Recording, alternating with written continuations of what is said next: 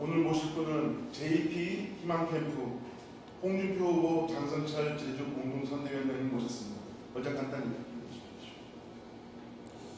안녕하십니까. JP 희망캠프 국민의힘 대선 경선 홍준표 후보 제주 공동선대위원장을 맡고 있는 장성철입니다. 제주도민과 그리고 국민의힘 제주도당 당원 여러분들께 인사드립니다. 오늘부터 시작된 국민의힘 대선 후보 경선 최종 경선과 관련한 투표가 시작되고 있습니다. 오늘 내일에 걸쳐서 모바일 투표가 있고 3일 4일에는 도민을 상대로 한 여론조사와 또 ARS를 통한 투표가 진행이 됩니다. 이번 최종 경선의 의미를 도민 여러분과 당원 여러분 충분히 잘 아시리라 생각합니다. 확실하고 안정적인 정권 교체가 중요하지 않겠습니까? 확실하고 안정적인 정권 교체는 흠이 없고 도덕성이 검증되고 강한 추진력이 있는 그런 후보라야 되지 않겠습니까? 홍준표 후보 선택해 주십시오. 옆에서 열심히 도와서 대한민국의 새로운 변화와 또 제주의 새로운 도약을 위해 낮은 자세로 열심히 뛰겠습니다. 고맙습니다. 네, 이제부터 본격적인 인터뷰를 시작하도록 하겠습니다. 이번 JP 희망캠프 제주 선거대책위원회 위원장을 맡으셨는데요. 이번 대선에 대한 의지를 밝히시나요? 제가 이제 선대위원장을 김방훈 전 제주시장님과 공동 선대위원장으로 해서 이제 맡았는데 선대위원장을 맡게 되는 과정에서 많은 얘기를 나눴습니다. 그러면서 이번 대선의 의미, 또 선거 캠페인의 방향 이런 것들도 이제 고민을 많이 했는데요. 우선은 이번 대선에 임하는 각오랄까 의지랄까 하는 것은 정권 교체입니다. 지난 문재인 정권 4년 반 동안 최저임금의 급격한 인상 그리고 주 52시간 근로제 강행 이것뿐만이 아니지 않습니까? 탈원전 정책이라든지 그래서 전기료 인상 이런 게 다 이어졌고요. 아주 우리가 뭐 피부로 느끼는 건 아파트값이 이렇게 올라서는 살 수가 없는 거 아니겠습니까? 부동산 문제. 결코 이거에 대해서 관용을 베풀거나 넘어갈 수 있는 수준의 그런 국정 운영은 아니라고 생각합니다. 국민들이 평가하고 심판하고 바꿔줘야 되는데 바꾸기 위해서 결정적으로 해야 되는 것 권력을 교체하는 것 아니겠습니까? 정권을 교체하는 것 아니겠습니까? 그래서 이번 대선은 오로지 정권 교체를 해내는 게 중요하고 그런데 또 하나 더 중요한 것은 정권 교체 이후에 제주도가 그리고 대한민국이 나갈 방향인데 그러한 새로운 비전을 가진 후보를 함께 고민할 수 있다면 금상첨화 아니겠습니까? 정권 교체와 새로운 비전이 함께 할 수 있는 후보 홍준표 후보라고 생각합니다. 네, 왜 우리 홍준표 후보가 대통령이 되어야 한다고 생각하십니까? 여러 가지가 있는데요. 우선은 홍준표 후보가 정치를 26년 했는데 저도 짧게나마 지역에서 정치활동을 하고 선거 출마도 해봤지만 도에서 일도 해봤고요. 경험이라고 하는 것은 종합행정을 하는데 기본적인 조건입니다. 예를 들면 우리 홍준표 후보께서는 한나라당의 원내대표를 했고 자유한국당의 대표를 했고 대통령 후보를 지냈고 또 지방행정의 수장으로서 경남도지사로서 종합행정을 해봤습니다. 거기서 얻은 어떤 말로 표현 못하는 그런 종합적인 그 경험이라고 하는 것은 국정을 운영하는데 절대 불가결한 요소라고 저는 생각합니다. 그런 측면에서 홍준표 후보의 검증된 행정 능력, 검증된 추진력이야말로 홍준표가 대통령이 돼야 될 가장 중요한 이유다 이렇게 생각하고요. 두 번째는 많은 분들이 홍준표 후보는 구악을 척결을 하는데 다시 말하면 문재인 정권의 실정을 사법적으로 처단하고 평가하고 파헤치는데 좀 약할 것 아니냐 이런 주장들을 하시는 분들을 가끔 뵈는데 그런 부분에 있어서는 사법체계하고는 거리가 먼 지역에서 먼 곳에서 활동을 해온 분이 대통령으로 앉았을 때 검찰에 대한 사법적, 민주적 통제가 가능하고 그러한 민주적 통제를 바탕으로 해서 검찰 권력이 공정하게 행사될 수 있는 그런 방향으로 전임 정권의 비리를 우리는 고발하고 어떤 경우에는 수사를 하고 정의를 세우는 그런 일을 해야 될 것입니다. 그런 측면에서 타 후보를 얘기하는 것은 그렇지만 당장의 사법체계에서 있다가 나오신 분이 다시 그 사법의 수장이 돼서 총괄적인 지휘를 하는 대통령의 자리에 앉아서 구악을 척결한다고 하는 것은 가능할 수는 있어도 부작용이 많지 않겠느냐, 그런 이야기를 꼭 드리고 싶습니다. 그런 측면에서 저는 이번에도 전임 문재인 정권의 비리를 새롭게 우리가 파헤치고 심판하는 사법적 정의를 세우는 그런 측면에서도 전 홍준표 후보가 적임자다 이렇게 생각을 하고요. 세 번째, 홍준표 후보가 꼭 대통령이 돼야 될 이유는 저 개인적으로 북핵 문제에 대한 해법을 가장 정확하게 갖고 있습니다. 지난 30년 동안 비핵화 협상을 해서 우리가 할 수도 있었는데 어떤 이웃에서든지 북미 협상이든 남북 관계든 여러 가지 변수 때문에 못 해왔고 이제는 이제 북의 핵이 완성 단계, 이미 실전 배치 단계에 와 있는 상태에서도 비핵화 협상을 하겠다, 경제적 인센티브를 주고 핵을 포기하게 만들겠다고 하는 전략이 과연 유효한 것이냐, 대한민국의 국민의 재산과 생명을 지키기 위해서 과연 우리나라 최고 지도자로서의 대통령은 어떻게 해야 될 것이냐, 그것은 독자적인 핵무장까지도 고려하는 배짱과 결단과 배짱, 그런 리더십이 필요하다고 생각을 하고, 다행히 지금 미국의 조야에서 한국의 독자적 핵무장을 지지하는 여론이 나오고 있는데, 이런 걸 충분히 감안한다면 차기 정부 5년이 대한민국 안보의 틀을 완전하게 세울 수 있는 그런 시기인데 홍준표가 전 정답이라고 생각합니다. 독자적 핵무장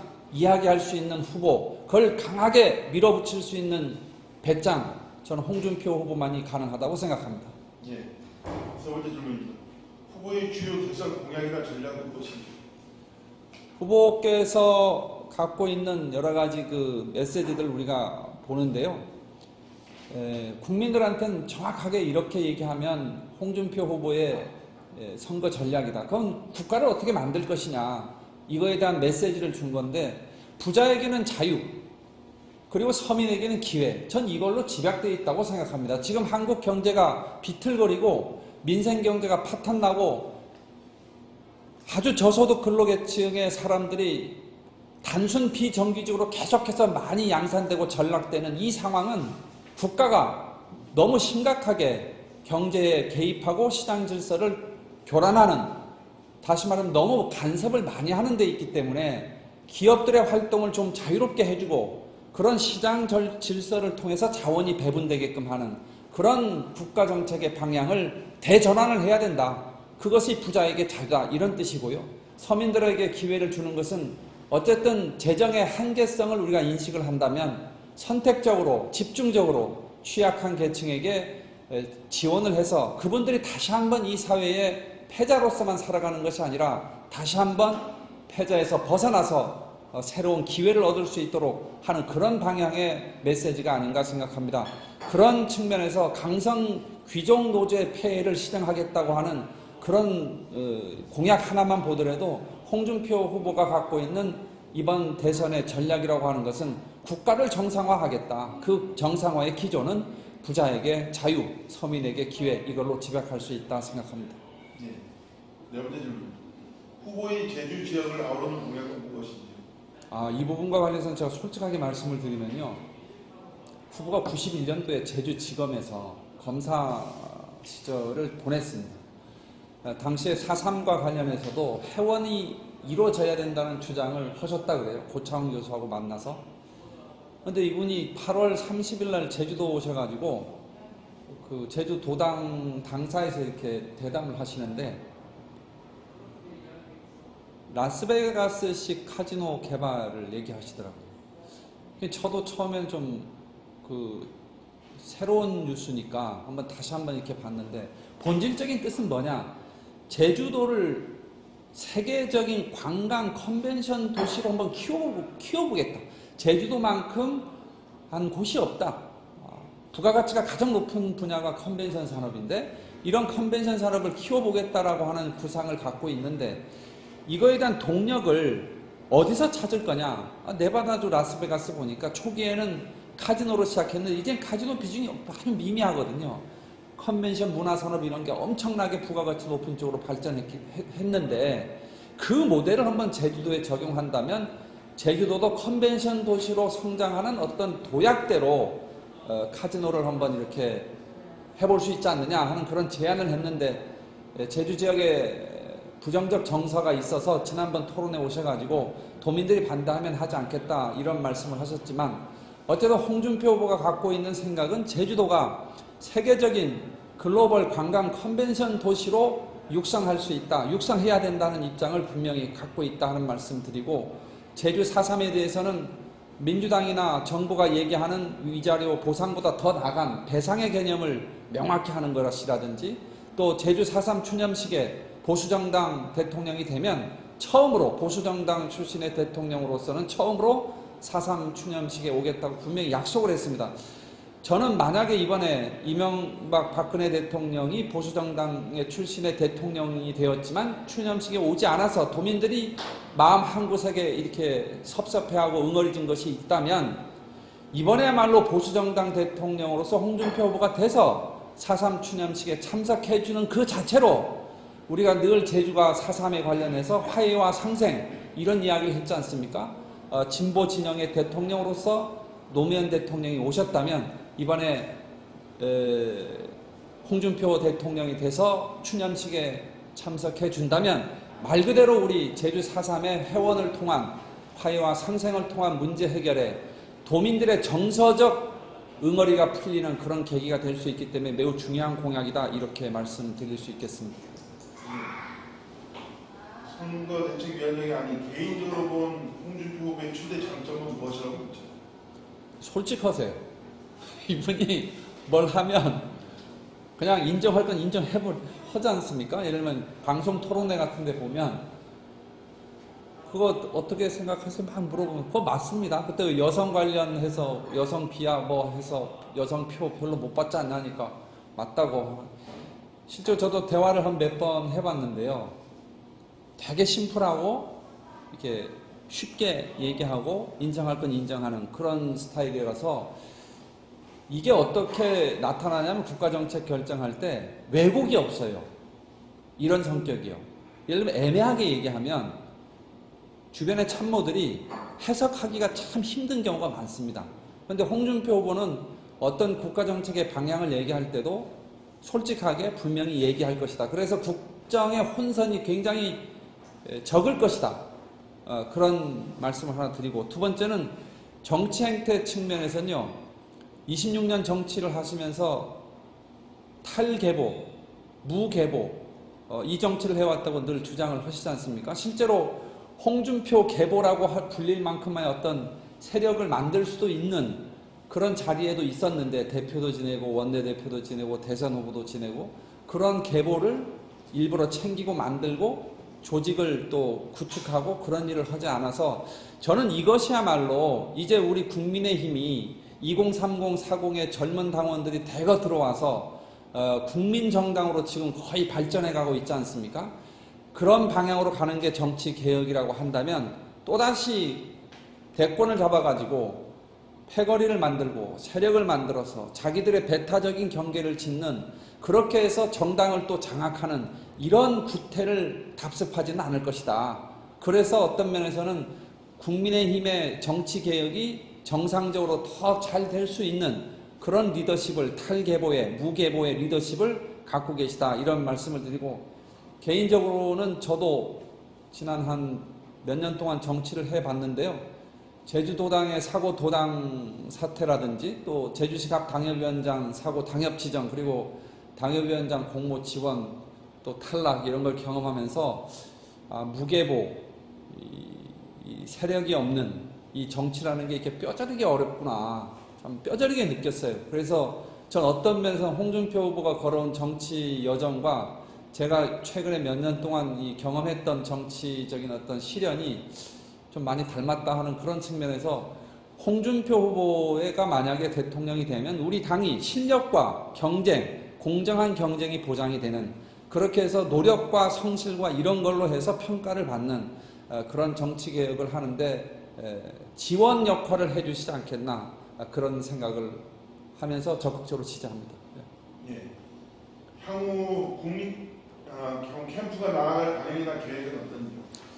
긴장을 계속하겠습니다. 긴장의 끈을 놓치면 선거는 지는 거잖아요. 골프나 선거는 고개 드는 순간 진다고 그랬는데 저희 선대위에 참여하시는 100여 명 이상이 되는 임원들이 정말 이심점심으로 서로 독려하면서 계속해서 선거운동을 최선을 다해서 하고 있습니다. 그리고 후보의 장점을 계속해서 알려가는 그런 일에 소홀하지 않겠다, 이런 말씀을 드리는데, 오늘 오전에도 저희 선대위 회의해가지고 즉시 홍준표 후보가 2017년 자유한국당 대선 후보 수락 연설을 할 때 자기의 멘토는 문맹, 글을 못 읽는 엄마가 제 인생의 멘토다, 이런 말씀을 한 영상이 있었는데, 그것도 저희가 책임 당원들한테 보내드리는 그런 일을 했습니다. 참여하시는 우리 선대위 많은 분들이 모두 한 마음으로 이 단합을 해서 지금 굉장히 결속력이 강해지고 있고요. 경선 이후에도 이러한 단합력이 원팀을 이루는 큰 요소가 되지 않겠나, 그런 기대를 갖고 있습니다. 예. 예, 추가 질문 드리겠습니다. 오는 5일 최종 후보로 결정되는데 지금부터 파열음이 되다 보니까 여기저기서 원팀이 될 거냐 이런 우려가 많은데 이에 대해서 한 말씀 해주시죠. 원팀은 전 당연히 된다고 생각합니다. 그리고 지금 정도의 경선 과정에서 상호 검증이라든지 또 상호 비판은 당연히 있어야 되는 거고요. 그 정도의 검증과 비판이 없이 아주 수권 정당의 대통령 후보를 선출한다고 하는 그건 오히려 더 이상한 거 아니겠습니까? 단 그 상호 비판과 검증의 주된 목적이 정말로 우리 당의 건강하고 경쟁력 있고 그런 대선 후보를 선출하는 것이 목표이기 때문에 그러한 선의를 서로가 갖고 있다고 하는 것을 저는 인정하고 있다고 생각합니다. 그래서 제주 선대위도 제주 지역에서도 만약에 홍준표 후보가 당선이 국민의힘 대선 후보로 된다 그러면 다른 후보들을 도왔던 그 선대위 분들도 당연히 함께 해 주실 거라고 생각하고 또 함께 하는데 조금의 걸림돌이라도 있다면 그런 걸림돌을 제거하고 치우는데 제가 가장 낮은 자세로 헌신하겠다는 약속 드리겠습니다. 예, 이상 JP 희망 캠프 홍준표 후보 장성철 제주 공동 한 말씀만 좀 더 하면 돼요. 예. 오늘 이 자리에 인터뷰를 같이 하시기로 했었는데 김방훈 선대위원장께서 같이 못했습니다. 여러 가지 개인 일정이 좀 겹쳐가지고요. 제가 드렸던 이 말씀은 평소에 우리 선대위 회의에서 선대위 임원들과 함께 선거 전략이라든지 또 캠페인 어떤 방향 이런 것들을 의논하는 과정에 나왔던 내용들을 정리해서 저 나름대로 개인적인 의견 조금 붙이고 해서 말씀드렸다, 이렇게 알아주시면 감사하겠습니다. 감사합니다. 예, 이상 JP 희망 캠프 홍준표 후보 장성철 제주 공동선대위원장과 함께했습니다. 감사합니다. 인사하면 되는 거죠? 예, 감사합니다.